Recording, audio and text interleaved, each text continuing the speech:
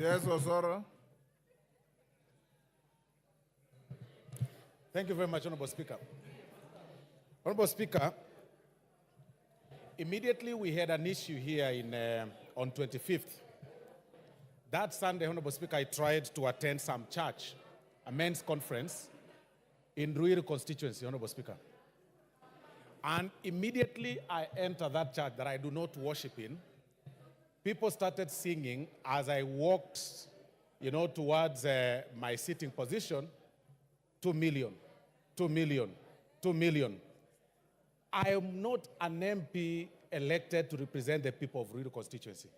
And I was left wondering, Honorable Speaker, if this is what I am facing, a person elected in, a constituency that is about 500 kilometers from the place I attended church, Honorable Speaker, I couldn't help but sympathize with the situation of the Member of Parliament for Ruiru, Honorable Speaker. This is what these members are talking about. The members seated on the opposite side of this House, Honorable Speaker, may not be aware of what these members seated this side went through, Honorable Speaker.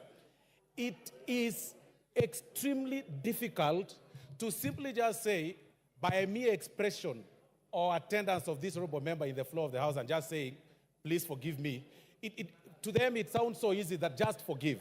But what, Honorable Speaker, we are asking is that the Member of Parliament goes an extra mile. And to some of us, Honorable Speaker, that really campaigned for him.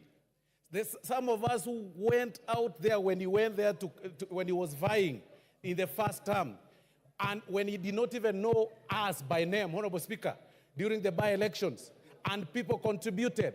Then even after that, Honorable Speaker, after he won in his second term, he came to my office when he had a petition.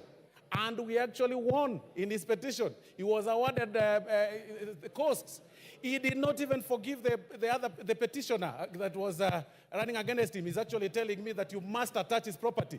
He's here telling us that we forgive him when we've lost 1 million property, Honorable Speaker, across the country.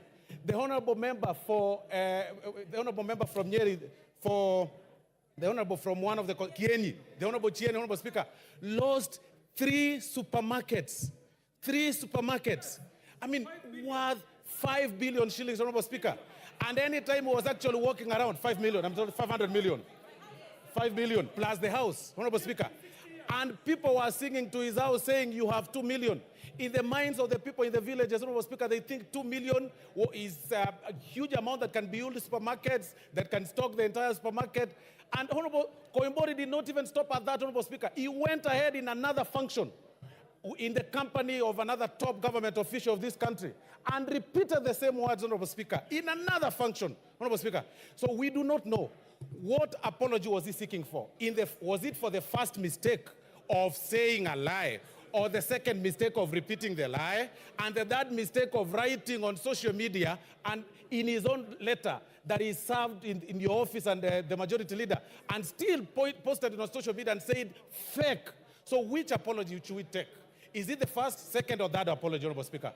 And as I conclude, Honorable Speaker, I believe this House has got rules and regulations and the procedures to follow. My opinion, Honorable Speaker, could be that the Honorable Koimburi be subjected to the Powers and Privileges Committee so that he can explain himself if he can't do it in the entire floor of the House. And he can have, his issues heard, Honorable Speaker. Thank you.